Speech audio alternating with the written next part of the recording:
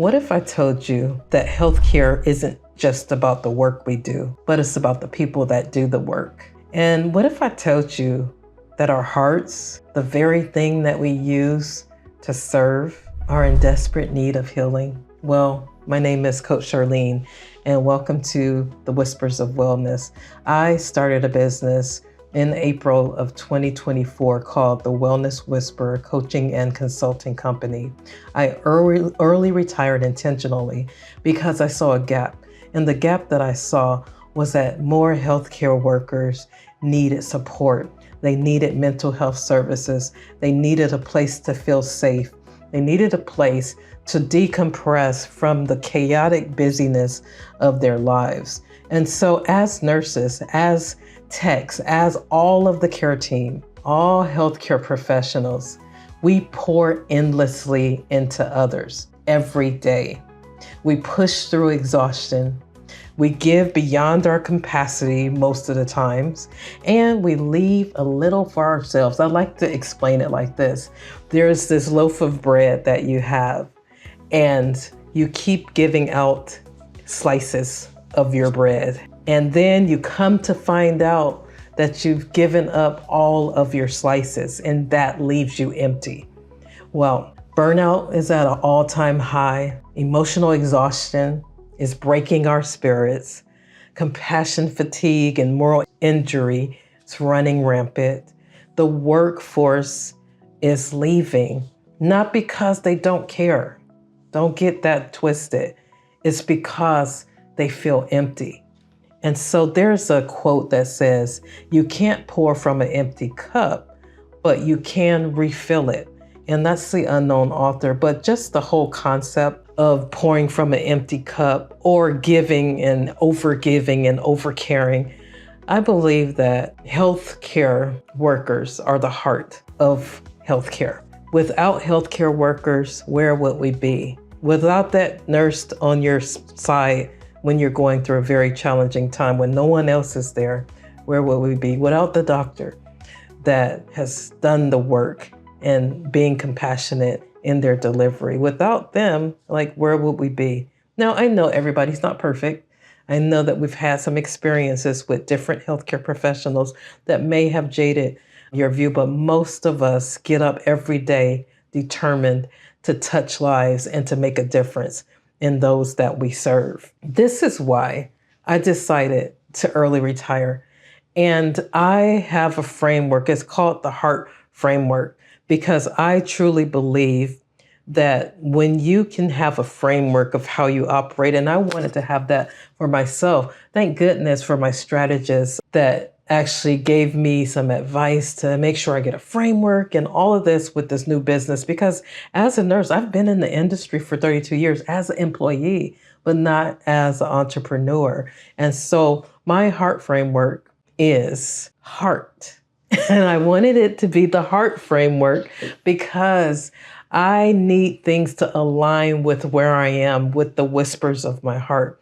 And anybody that knows me knows that I am a love bug. If you see me in operation when I work on the units and stuff like that, I am intentionally greeting people with good morning, you're loved and appreciated, even if I've never met you before. Now, that may seem a little quirky and a little weird, but that's the presence that I would much prefer to leave than a toxic presence. And so the heart framework, I decided that if we can get people to tap into this framework and to experience it, that their career, their profession, their lives would actually be more fulfilled. And so the H is healing, because nothing significant starts without healing. There's a quote that says, the heart of healthcare is the well-being of those who provide it. And that is so true, because if we are not well, if we are not right with ourselves, then how can we truly pour out to someone else? So let's go over the acronym HEART. And there's a two-part phase to this. I'm just going to share just the initial part, or stage one, I should say, of the HEART framework.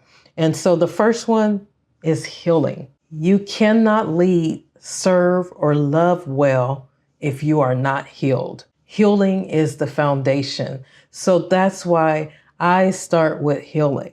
You know, many of us, we've gone through challenges. We've gone through many things. We're always experiencing personal issues that we're having in our life. Then we have societal issues. We have political issues all around us. And then we go to work and we have work issues. And then you take care of someone and they may not treat you well.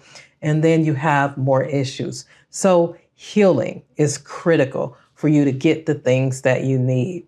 And then E is engagement. I want to show you what engagement does. See, true engagement doesn't just mean showing up.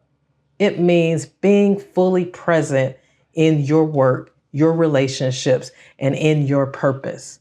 That's true engagement, because I'm sure you've heard about the research. Most people are not engaged at work. The people that are really kind of done, they don't engage. If somebody is not feeling seen, feeling heard, they don't engage. Now, I know this personally because there was many times where I did not even participate because I didn't feel like I was welcome to do so. And then the quote that I have for that is, empowered nurses empower patients. It starts with us. It starts with us on the inside first. And so the A is authenticity. When you are authentic, you are not performing, you are being. And in that being, you become aware of your worth, of your purpose, and of your power. Authenticity. You want to be a leader that's authentic, not performing, not putting on a mask and coming to work, because that's exhausting all by itself. And then let's go to the quote that I have for that. The privilege of a lifetime is to become who you truly are. And that was by Carl Jung.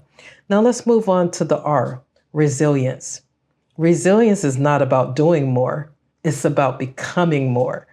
And when you become more, you stop running on empty and you start moving with purpose. And that I could say amen to, because I also like the definition of heart math, which I shared in the last video. The capacity to prepare for, recover from, and adapt in the face of pressure or stress or crisis. I love their definition, and this is heartmath.org. It's about preparing for things. See, when I prepare, I'm more confident. I feel amazing. You have to begin to prepare for situations before they even get here. And so that's why resilience is so important. You see, renewal isn't about returning to the past.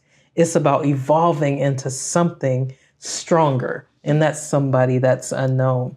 And then the last letter is transformation. And the challenges won't disappear. But when you operate from a transformed heart, you rise above them. You rise above those challenges.